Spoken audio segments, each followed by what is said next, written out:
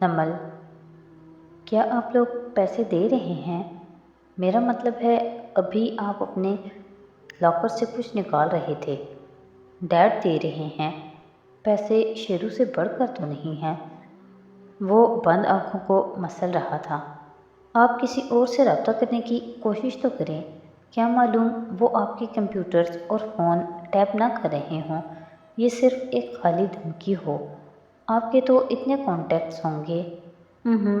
میں اپنے بھائی کی زندگی پہ رسک نہیں لوں گا۔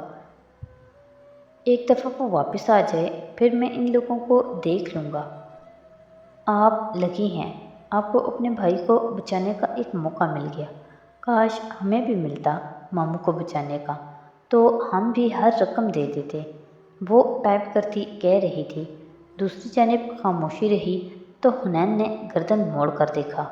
وہ صوفے پہ بیٹھا اسے دیکھ رہا تھا۔ آنکھوں میں اتنی بے بسی اور قرب تھا کہ حنا کے دل کو کچھ ہوا۔ سوری، میرا مطلب آپ کو دکھی کرنا نہیں تھا، مگر ہاشم نے آہستگی سے نفی میں سر ہلایا۔ آئی ایم سوری بچے، میری ہر اس چیز کے لیے جس نے تمہیں دکھ دیا ہو۔ وہ ایک دم بہت ڈسٹرب نظر آنے لگا تھا۔ علیشہ کا معاملہ میں نے غلط طریقے سے ہینڈل کیا، پھر ابھی بھی میں تم پہ غصہ کر گیا۔ مجھے تمہارے ساتھ ایسا نہیں کرنا چاہیے تھا۔ آئی ایم سوری بیٹا۔ آنکھیں بند کیں، انگلیوں سے پیشانی مسلتا رہا۔ حنین ہاتھ روک کر اسے دیکھے گئی۔ میں نے جو بھی کہا پریشانی میں کہا۔ میں اپسیٹ ہوں، میرا بھائی مجھے بہت عزیز ہے، میں بہت اپسیٹ ہوں۔ اب وہ پھر سے بند آنکھوں کو مسل رہا تھا۔ حنین دم سدے اسے تک رہی تھی۔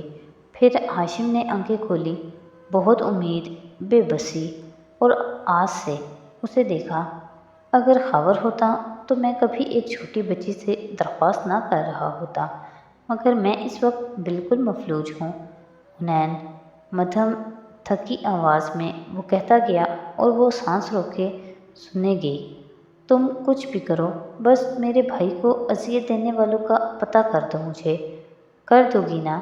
اس نے ہاشم کو پہلی دفعہ اتنا کمزور دیکھا تھا۔ اس نے شاید ہاشم کو دیکھا بھی پہلی بار تھا، اس طرح، اس نظر سے۔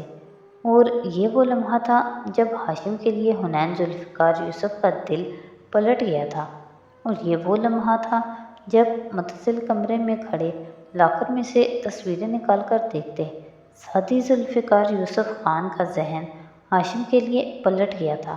ان دونوں کو احساسات سے بے خبر، ہاشم اپنی کمزوری، اپنے بھائی کو کسی دوسرے کے ہاتھ پا کر خود کو بہت بے بس محسوس کرتے ہوئے شیرو کے کمرے کے کوچ پہ نڈھال بیٹھا تھا۔ حنین نے آہستگی سے رخ پھیر لیا۔ اس کے اپنے ہاتھ ذرا سے کپ کپائے تھے۔ پھر اس نے کچھ پیپرز پرنٹ کیے، کمپیوٹر آف کیا اور صوفے کی طرف گھومی۔ آپ پریشان مت ہوں، وہ علیشہ نہیں ہے۔ علیشہ ایسا کبھی نہیں کر سکتی۔ وہ ایک کمزور لڑکی ہے۔ میں یہ بھی نہیں چاہتی کہ آپ مجھ سے ایکسکیوز کریں۔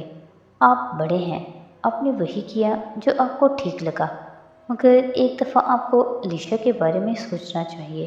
اس کو پیسے دینے سے آپ کی دولت کم نہ ہو جاتی، جیسے اغوا کاروں کو دینے سے کم نہیں ہوگی۔ مدھم سا کہہ کر وہ باہر نکل آئی۔ ہاشم نے معلوم نہیں سنا بھی تھا یا نہیں۔ وہ واپس کمرے میں داخل ہوئی تو سعدی نے چونک کر سر اٹھایا۔ وہ ہاشم کا لاکر کھلے کھڑا تھا۔ حنین کو پہلے تو جھٹکا لگا، پھر گڑبڑا کر جلدی سے دروازہ بند کرتی قریب آئی۔ یہ آپ کیا کر رہے ہیں؟ یہ فلیش چاہیے تھی مجھے۔ جلدی سے وہ لفافہ جس میں وہ تصویر ڈال چکا تھا واپس رکھا، لاکر بند کیا اور اس کی طرف گھوما۔ مجھے اس کو کاپی کرنا ہے۔ مت پوچھو یہ کیا ہے، بس میرے آفس کی چیز ہے۔ مجھے پتہ ہے یہ غلط ہے، مگر تمہارے پاس کوئی ڈیوائس ہے جس میں کاپی کر سکوں؟ حنین نے سر جھٹکا۔ اس ایک پرفسوں لمحے کا اثر زائل کیا اور گہری سانس لے کر مشکوک نظروں سے بھائی کو دیکھتی آگے آئی۔ ہاشم کی اسٹڈی ٹیبل کی دراز کھولی، ادھر ادھر ہاتھ مارا اور واپس موڑی تو ہاتھ میں USB تھی۔ کیا یاد کریں گے؟ کہ سخی سے پالا پڑا تھا۔ کاپی کر لیں، کچھ دن بعد آ کر چپ چاپ رکھ دینا۔ عام حالات میں اس چوری پہ ڈانٹ دینے والے سعدی نے چپ چاپ اسے لیپ ٹاپ میں لگا لیا۔ اس میں ان کے کارٹیل کے کچھ ڈاکیومنٹس ہیں، میرے پروجیکٹ کے لیے فائدہ مند ہیں۔ کارٹیل کیا ہوتا ہے؟ وہ جو چپس اٹھا کر کھانے لگی تھی رکی، پھر سر جھٹکا۔ خیر، نہیں بتانا بالکل بھی۔ اب آپ مجھے کچھ نہ بتایا کریں، میں بھی نہیں بتاؤں گی کچھ۔ سر نہ کھاؤ میرا، باہر جا کر مسز کردار کے پاس بیٹھو۔ وہ اس فلیش کو کاپی کر رہا تھا۔ جیسے ہی کام ختم ہوا اس نے اصلی فلیش نکال لی اور اٹھ کر اسے واپس لاکر میں رکھ لیا۔ جب پلٹا تو وہ ہنوز بیٹھی تھی، چپس اٹھا اٹھا کر منہ میں رکھتی ہوئی۔ تم جاؤ بھی، اچھا نہیں لگتا؟ جب سے آئے ہیں ان کو ایک لفظ تسلی کا نہیں بولا۔ اوکے، وہ مشکوک نظروں سے اسے دیکھتی اٹھی اور باہر آ گئی۔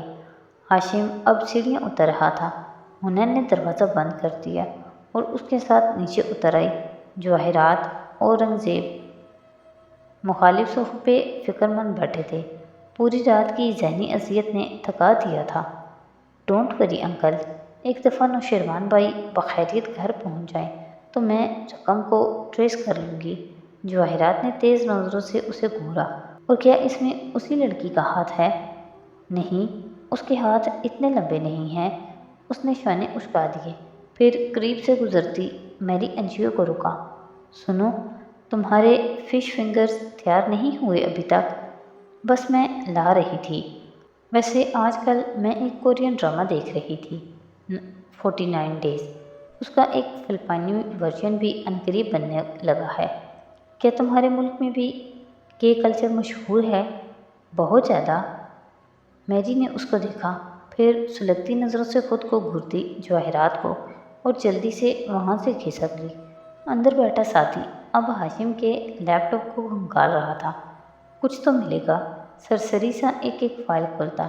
وہ مایوس ہونے لگا تھا جب بالآخر چند ڈاکیومنٹس ملے جن کے نام نہیں تھے، صرف نمبرز تھے اور وہ لاکڈ تھے۔ انہی میں کچھ تھا۔ اس نے ان کو کاپی کرنے کی کوشش کی مگر یہ ناممکن تھا۔ اب کیا کرے؟ وہ تبھی اغوا کاروں کا پیغام آیا۔ پیغام پڑھ کر سعدی تیزی سے باہر ریلنگ پہ آیا۔ نیچے سب بیٹھے تھے۔ حنین بھی ٹانگ پہ ٹانگ رکھے پاؤں ہلاتی موبائل پہ بٹن دبا رہی تھی۔ ان لوگوں کا نیا پیغام آیا ہے، پیسے مل گئے ہیں۔ نوشیروان 4 سے 5 گھنٹے تک پہنچ جائے گا، مگر اس کے پہنچنے تک وہ نہیں چاہتے کہ ہم کسی کو خبر کریں۔ وہ لیپ ٹاپ لیے نیچے اترتے ہوئے بتا رہا تھا۔ فلیش جیب میں تھی اور چہرے پہ گہری سنجیدگی تھی۔ ذہن ابھی تک الجھا تھا۔ سب خاموش رہے۔ سعدی حنا کے ساتھ آ کر بیٹھ گیا۔ وہ لیپ ٹاپ گھٹنوں پہ رکھے پھر سے کام کرنے لگا۔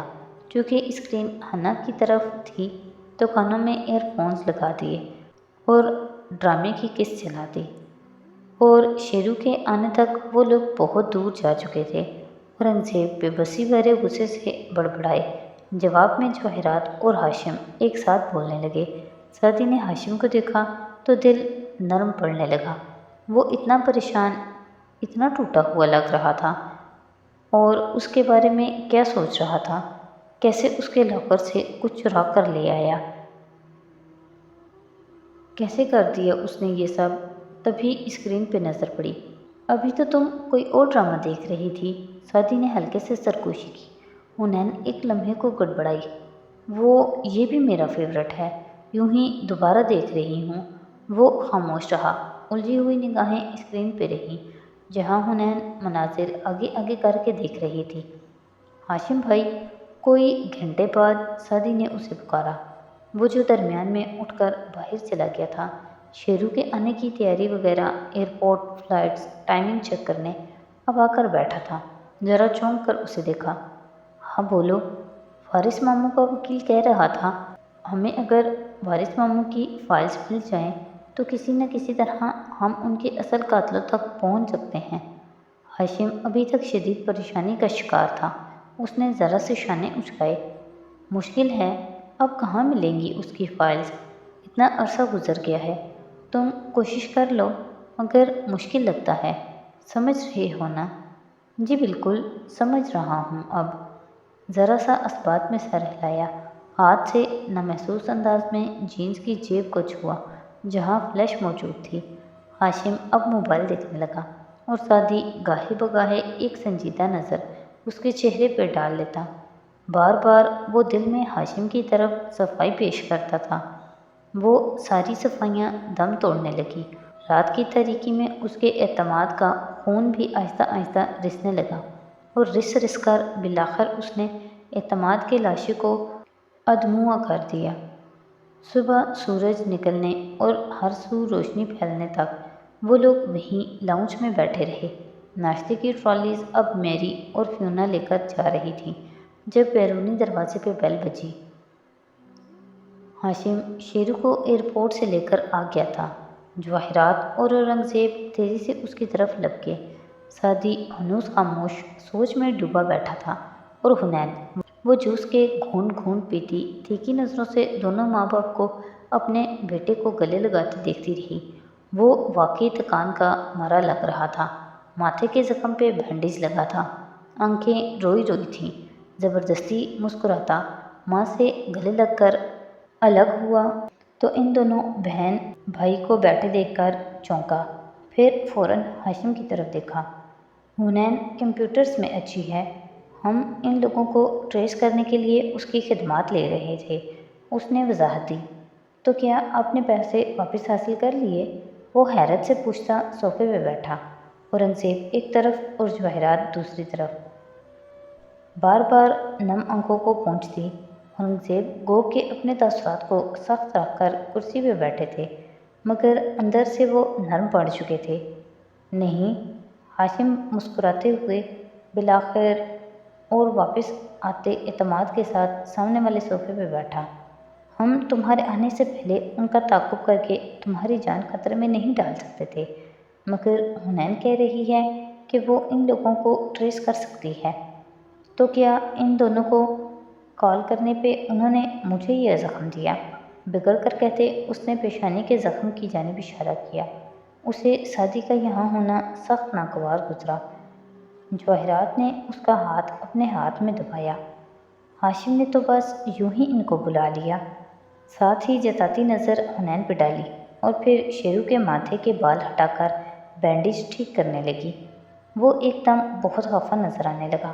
آپ لوگوں نے مجھے بچانے میں اتنی دیر کیوں لگائی؟ جانتے ہیں میرا کیا حال تھا ادھر؟ کتنا خوف میں نے محسوس کیا۔ کیا پیسے مجھ سے زیادہ اہم تھے؟ ایسا نہیں ہے شیرو۔ اورنگزیب نے بھی ہولے سے اس کے کندھے پہ ہاتھ رکھا، مگر اس نے کندھا جھٹک دیا۔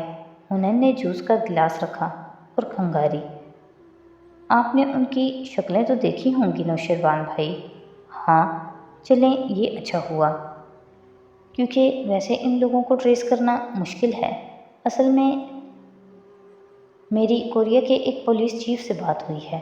سعدی نے چونک کر ہانا کو دیکھا، جو پورے اعتماد سے نوشیروان کو دیکھتی کہہ رہی تھی، ان کو دو لوگوں پہ شک ہے۔ یہ دونوں نامور مجرم ہیں اور دونوں کل رات امریکہ منتقل ہو گئے ہیں۔ افسوس کہ اب نہ ہم ان سے رقم لے سکتے ہیں نہ ہی ان کو پکڑ سکتے ہیں۔ آپ بس ان دونوں کی تصاویر دیکھ کر کنفرم کر دیں کہ آپ کو پکڑنے والے گروہ کا سرغنہ کون تھا۔ حیران مت ہوں ہاشم بھائی، مجھ سے زیادہ کورین لوگوں کو کون جانتا ہے؟ اس نے دو پرنٹ آؤٹ سامنے کیے، دو کورین مردوں کے کلوز اپ سب کے سامنے ہوئے۔ ہاشم بے چینی سے آگے ہوا۔ مجھے بتائے بغیر تم کیسے کسی سے بات کر سکتی ہو؟ اگر وہ شیرو کو نقصان پہنچاتے تو؟ سعدی نے ایک چبھتی نظر ہاشم پہ ڈالی، مگر بولا کچھ نہیں۔ کہ صرف شیرو کی جان اہم تھی اور عمل اور نور کے لیے کوئی اہم نہیں تھا؟ بتاتی ہوں، پہلے شیرو بھائی کنفرم تو کر دیں کہ ان میں سے کون تھا وہ۔ نوشیروان نے باری باری دونوں کے چہرے دیکھے، پھر دائیں والے پہ ٹھہرا آنکھیں سکیڑیں۔ یہی تھا، بالکل یہی تھا۔ شور؟ انہوں نے غور سے اس کی آنکھوں میں دیکھا۔ 100%، مگر اب یہ کہاں ہوگا؟